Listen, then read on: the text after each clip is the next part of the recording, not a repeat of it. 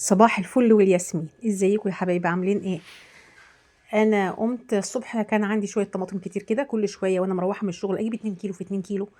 المهم، فقمت حطاهم في حلتين على النار، وحطيت على كل حله نص فلفلايه حمراء ونص كوبايه ميه. كان عندي مواعين كتير جدا جدا جدا، عملت فيديو تفريزات هنزله لكم ان شاء الله الفيديو الجاي او اللي بعده. فدي المواعين اللي طلعت من التفريزات، الفيديو التفريزات. المفروض ان انا افرز المواعين، ابدا اشطفها.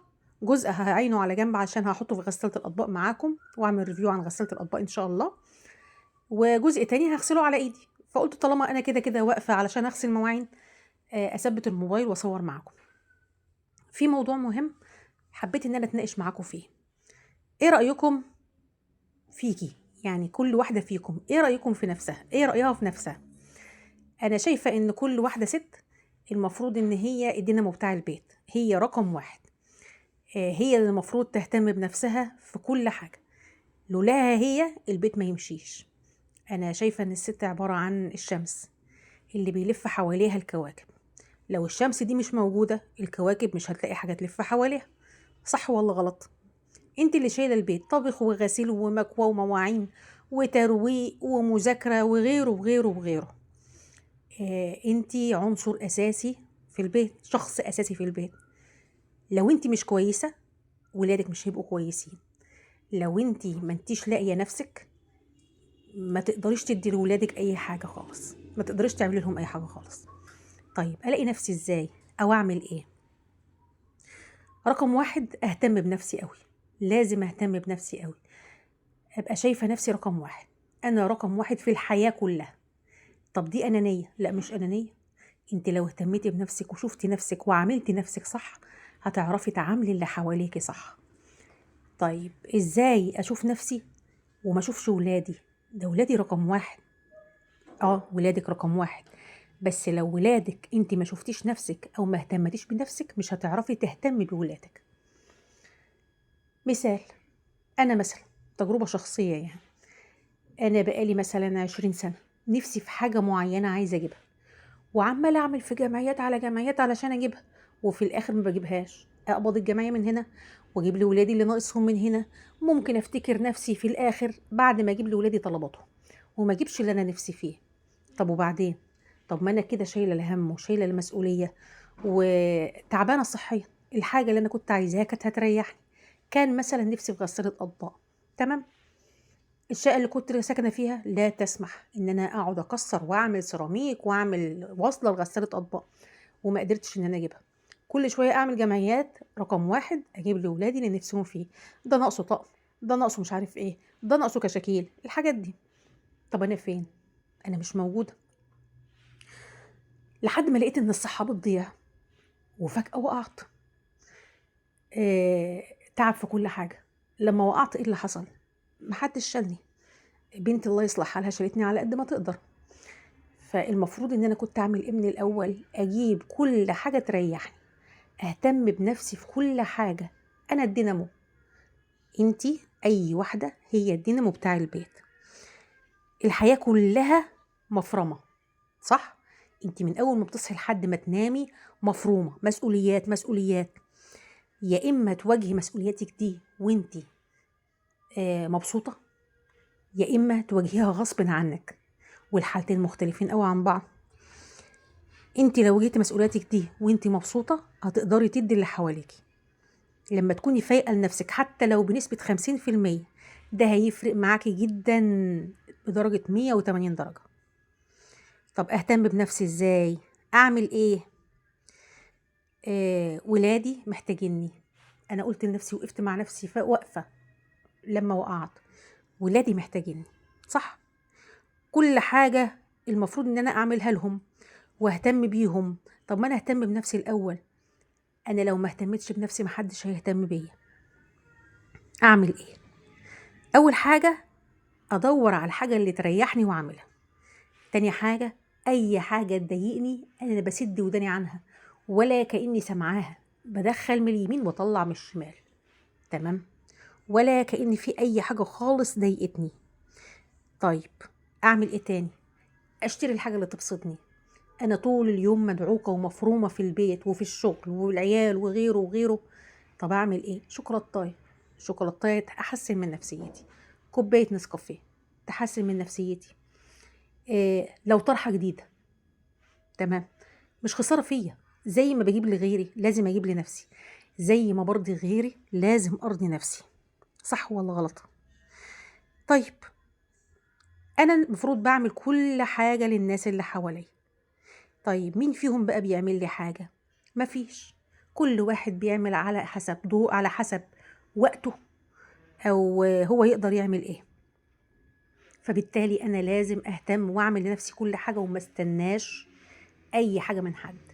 انا لو ما اهتمتش بنفسي ما اطلبش الاهتمام من اي حد خالص. تمام. تمام. آه.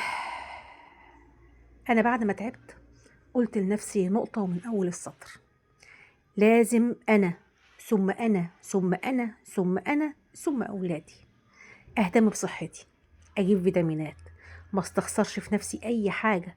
اي حاجه تخليني مبسوطه اجيبها على قد امكانياتي طبعا. اي حاجه هتساعدني وتريحني احاول اجيبها. كان نفسي في غسالة الاطباق 20 سنه، وفي الاخر جبتها عشان تريحني. بس جبتها امتى؟ بعد ما صحتي تعبت وعدمت. كان المفروض من الاول. تمام. اي حاجه بعملها واعمل فيها مجهود لازم اكافئ نفسي عليها. تعبت يوم طويل واليوم ده مليان شغل ومشقه، اجيب حاجه حلوه تعوضني وتبسطني، زي ما قلت لكم شوكولاتايه، كوبايه نسكافيه. تعبت اقعد ما كملش واقفه، محدش ضربني على ايدي، محدش بيجري ورايا. بقيت بشوف انا بحب ايه ونفسي اعمل ايه واعمله. انا كده بحسن من نفسيتي. انا طول ما نفسيتي كويسه، طول ما انا هقدر ان انا ادي اللي قدامي او اخدم اللي حواليا. لو حاجه فيا انا مش تمام مش هقدر اكمل، مش هقدر ادي اللي حواليا اي حاجه. كل واحده فيكم لازم تكون نفسها، لازم تهتم بنفسها وتهتم قوي كمان. اخرجي، شمي هوا، هاتي حاجات نفسك فيها، اي حاجه تبسطك حتى لو صغيره هاتيها. ما تستخسريش في نفسك حاجه. تابعي صحتك، اعملي تحاليل اول باول. لو تعبتي اقل تعب روحي اكشفي، ما تسكتيش على نفسك، محدش هينفعك. لو نفسك في حاجه ومحتاجه ليها فلوس كتير حوشي وحاولي تجيبيها مع بعض ان شاء الله. هنا في القناه هنحاول نحوش مع بعض ان شاء الله. حطي لنفسك هدف لازم توصلي له، حتى لو كنت كبرتي انت لسه عايشه، لسه بتتنفسي، لسه قدامك وقت تعوضي فيه كل اللي فاتك. مع بعض هنحاول نوصل للي نفسنا فيه واحده واحده. و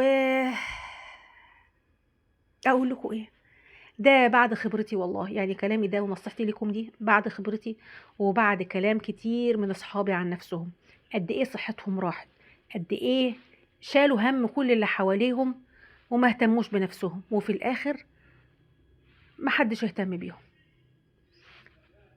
أه حاولت اقدم لكم نصيحة على قد ما اقدر من واقع تجربتي الشخصية يعني، ومن تجربة الناس اللي حواليا.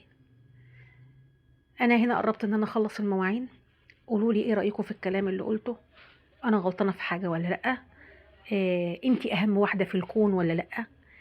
آه هتهتمي بنفسك بعد كده ولا مستنية حد يهتم بيكي؟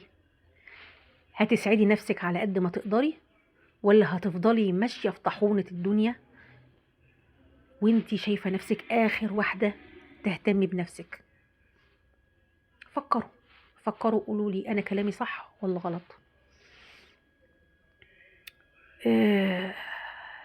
أنا كده قربت أخلص المواعين. حبيت إن أنا أفضفض في حاجة معاكم. عرفوني ممكن نتكلم في إيه تاني يهمكم. يهمني إن أنا أتكلم معاكم في الحاجات اللي تهمنا كلنا.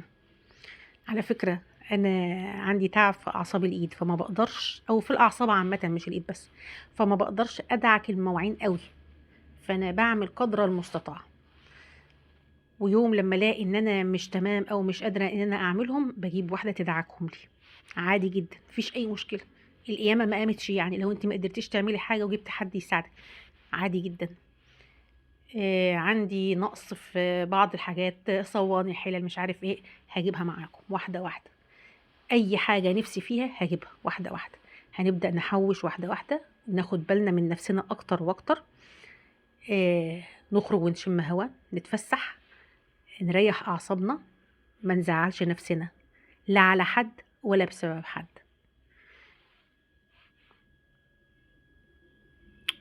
مستنية رأيكم، قولولي ايه رأيكم في الكلام ده، انا صح ولا غلط؟ كل واحدة بقى تكتب لي تعليق نفسها في ايه، او هي كان نفسها في ايه وما حققتوش. تمام.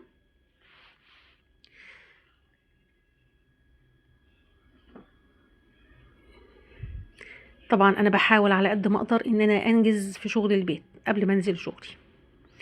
يلا، هسيبكم بقى على خير واشوفكم الفيديو الجاي. بحبكم قوي.